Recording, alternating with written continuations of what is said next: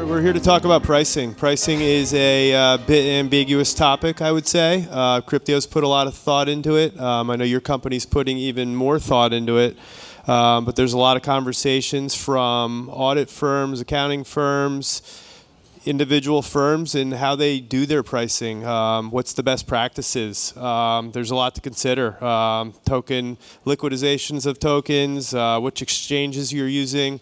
I know Cryptio searched high and far for the best provider, and we did ultimately go with Kaiko. So I'm excited to get into this with you, Thibaut. What would you say are the biggest challenges for pricing crypto assets right now? So first, thank you very much for having me. Thanks for choosing Kaiko.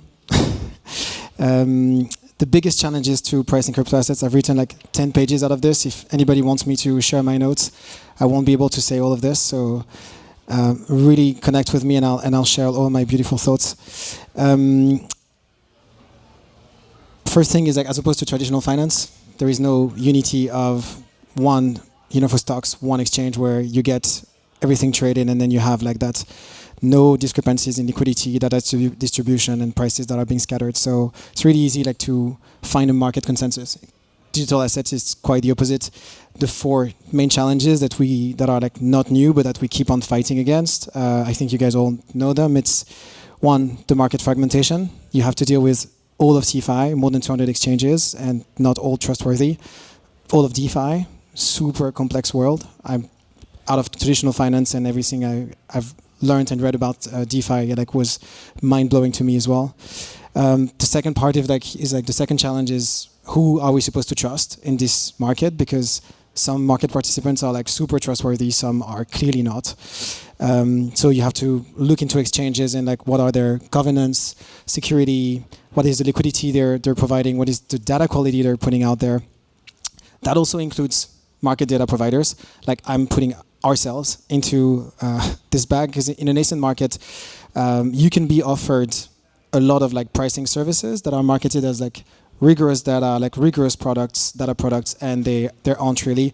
One of my favorite examples is like one of Kaiko's biggest competitors sells VWAPs that most of you maybe like have heard of and known, that turn out to be TWAPs, that turn out to be actually the addition of an open, a close, a high, a low divided by 4, which is like completely faulty from a mathematical perspective. And this is what we're buying in the market today. And people will tell you this is what I'm selling to you, but if you don't cross-check what you're buying, then you think this is the quality you're getting. The third challenge is obviously super volatile market and data distribution. We've seen one of the biggest venues going down within a week last year, which is still mind-blowing, obviously. And one thing I'm going to mention a few times today is we are in a market that's really heavy-tailed when it comes to prices and volumes, which is very different from any traditional market. And that needs to be addressed as well, even from a data collection and also a data aggregation perspective.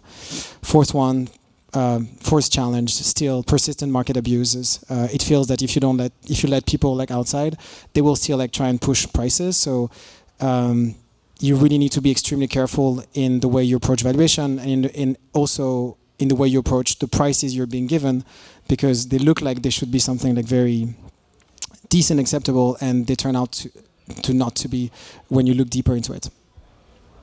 Excellent. Now, you got into it a little bit, but could you further explain some of the different pricing methodologies and what you see as the most approachable and the correct way to do things? Yeah, so I think it's still very much a research in progress. The honest answer is today there is no standard. We are in the business of providing prices, and there is no standards. It's messy. Everybody is trying to do the best they can wherever they are on their journey with digital assets, whatever the size of their organization. So the reason why we're all gathered today as well is that we're definitely heading into the right direction. We're heading towards a framework which will eventually allow us to say where we are compliant with this framework or we're not compliant with this framework. So we are super happy to see that the IFRS or the US GAAP rules are being applied to the digital assets. What people are using today, though, so which would be the most commonly standards in terms of how the way people look at aggregated price, There are four, I think, that are like very simple and that all have limitations. One is like the average price, but it's like super corruptible and super pushable. All you need like is a bot like that's gonna print a bunch of trades that are completely out of whack to push the market price of something towards like strikes, for example. The TWAPs are the same. Like you're looking at the time series of average prices, so same, very corruptible. So the darling of the markets, I think today are like the VWAPs, the volume weighted average price, or the VWM, the volume weighted like median prices that you can have. From a statistical perspective, it's like known now that like you want to use a median because its distribution is like way more centered. So again, avoids your price to go like completely out of whack. But at Kaiko, we've conducted like a very, very deep statistical study that showed that these two pricing indicators, unfortunately, are still not enough because they lack stability. They're also corruptible by these like very out of whack prices with big volumes attached, which again like can like basically corrupt your results. So like we've come up like with what we think is a new methodology that's really adapted to the crypto markets. And what is this new groundbreaking methodology that I'm hearing about? So I mean, I made you say it was groundbreaking, but it's not groundbreaking at all. It's just, I think the key word here is like it's just very rigorous. Kaiko has been set up to really like serve and be able like to deliver a service like that we were seeing in the capital markets. So I think the way Kaiko really like differentiates itself is like by really looking like seriously as how are you pricing an asset which has like very, very different like liquidity regime that is traded in like very, very fragmented and different like marketplaces. And today we have like an array of like pricing solutions which, to make things simple for me, like matches the Dodd-Frank categorizations that we had. So if your assets in portfolio are like super liquid, then we have like two sets of prices that we call like reference rates and price rates, which basically encompass a hard vetting of all of the exchanges you're going to use in the CeFi space and of the blockchain on the DeFi space. So we use a mark-to-market approach for like the most liquid assets out there. For the less liquid assets out there, we're using like a mark-to-matrix approach, and we create a liquidity pool to be able to make sure that we approach like assets in the correct manner and that the prices you're being given are actually reflective of like what's been going on and where the fair value is. And for something that's completely liquid, then we go into a toolbox that's like pricing solution. So you're using like a different mathematical algo. You're actually opening yourself to all of the exchanges, all of the CeFi and DeFi, and like where the data can be collected today. But we triangularize. We basically like use different approach of pricing and what we think is the best path of liquidity to get you what seems to be the best fair value that you can find in the market today. Yeah, that's interesting. I mean, I come from a finance world where it's level 1, level 2, level 3. So it's really great to hear that you could get the level 2, level 3 prices from Kaiko without having to do your independent research on what those prices should be, because it takes time and energy. I think we spent a couple of thousand of hours into this, and when I say we, it's definitely not me, but. So a lot of questions we get are around, we got the price, we know it's from Kaiko, but how do we know it's accurate? How do we know that those prices, are from Coinbase and they're accurate if that's the principal market we have chosen? Yeah, this question actually should be super easy, and I found it like to be more challenging than because it's kind of like, well, our prices are good because we know they're good. The simple answer is like. We don't just use a price and give it to you. We've developed ourselves those aggregation methodologies. And by developing them, we've tested them out in thousands of data samples. Synthetic data samples that we've corrupted on purpose. We've inserted like wrong data into them, and real data samples. And so we've multiplied that by like thousands and thousands of tests. The two keywords that comes out is like conversions and consistency, especially for like the liquid assets. Whatever like pricing methodology you use, you should always end up and like converge into like the same values eventually, which is what we're finding. And so the second part of this is like the market validation. Like we are being picked up as the most solid like pricing solution out there for the crypto market. So it comes with regulators, it comes with banks, it comes with like investment firms or custodians. Whenever you're comparing our prices, our aggregated prices, with what actually happened in the market or like with what other people are putting, and we can talk about like other players as well, then this is what Kaiko is able to produce, is like what gets you closest to what is actually happening. Got it. Now, I know when I look up prices, I need to know a quick price, I go to CoinMarketCap. Now, what would the difference be between a CoinMarketCap and a Kaiko? So super happy, obviously. Kaiko is being put online with like a lot of firms out there because it's also like still super difficult to know who is doing what.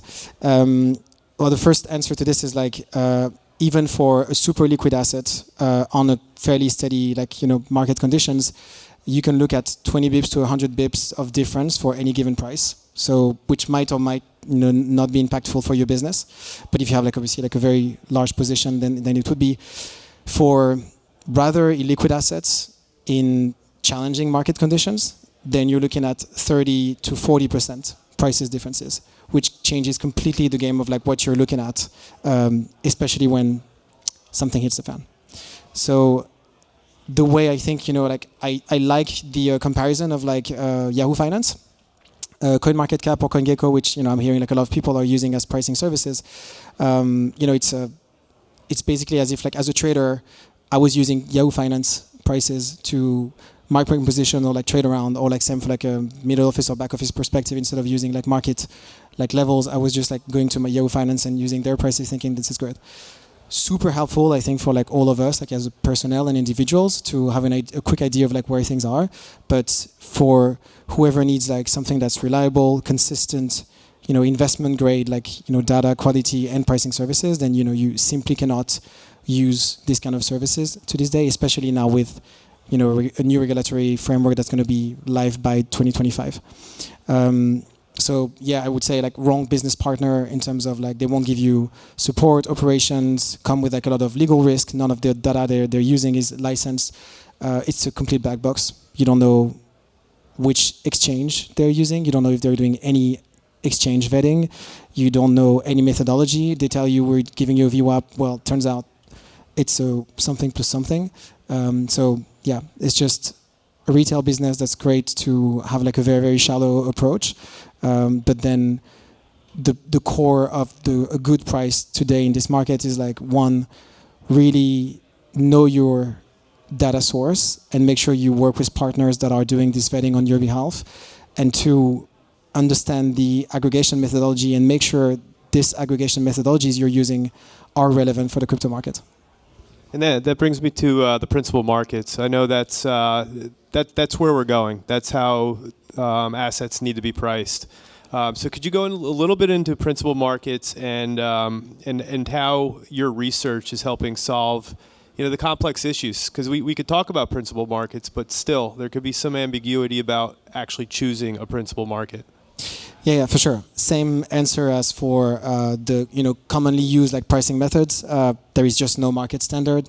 I think by principal market, what we hear in the crypto industry is like, what is the best? What is the place where I can get like the most liquidity, either like on chain or off chain? The way we approach it to like define your principal markets and then like the best value per assets.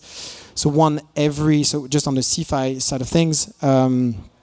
We apply 9 filters. I'm not going to get into the details of all of them, but I'm going to name them to you so you have an idea of like how we decide to vet all of the exchanges with like being asset agnostic. We don't look at assets at all. We just like look at the exchanges. And so the kind of filters we apply leaves us with like 45 soft vetted asset exchanges and like 18 that we think are like hardly vetted.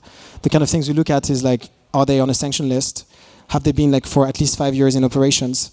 Are they regulated by a government body, depending on where they're headquartered? Are they in a stable or an open country? Do they have strong KYC and AML like controls in place? Do they maintain trading policies? Do they provide cold storage? Do they offer API, WebSocket, or do they offer live historical trade data? This only, for us, like filters out the kind of like places where you can go and get like a decent amount of liquidity. And then when you look at an asset or like a portfolio of assets, then we also try and get like liquidity rules in place of in terms of like, you need to have a minimum number of exchanges that need to be hardly vetted, and then this number is like for us like 3, and then usually work with like 5 exchanges, where we also run a study where we're like, over time, where you're going to be getting like the best liquidity, and so we create that liquidity pool for you for your portfolio of like per asset. Yeah, and I would recommend reaching out to Thibaut and Kaiko, because I've seen the research report. It's really insightful. It gives grades. It helps you give better transparency when picking your principal market. And last thoughts here. So we talk about a lot of CeFi exchanges. How do you see DEXs getting involved with the pricing and contributing to pricing going forward? Well, they are not super involved from what we see for a lot of our clients out there. And obviously our comprehension of that is that it's super difficult to get DEX data. Like there is like a few experts in this room and like out there in the markets, but for most people, like just like the comprehension of like what the chains are is really difficult. And then operationally, can be a nightmare. Like also Uniswap coming like with V1, with V2, V3, and you're dealing with entities who don't have like, data teams, who don't give you like data like in a clear and exploitable manner. You need to understand their algos. It's like super difficult. So the way we see them being involved is like, we think there is going to be a convergence through players like us and others as well, where already as of today, we can aggregate all of the prices that are between like the CeFi and the DeFi, and give you like through one endpoint, prices and the data that you want to get per asset. We think obviously the level of education and comprehension is going to increase with the market. But do we think they need to get involved? Absolutely yes. I think for the main 3 reasons is like, already as of today, there is as much trading volume on the DEXs side of things that there is like on the centralized exchanges. The DEXs have much larger players as we see them for today. Like the average size of a ticket in the DeFi world is 25K. On centralized exchanges, it's $600. So it's like a world of difference.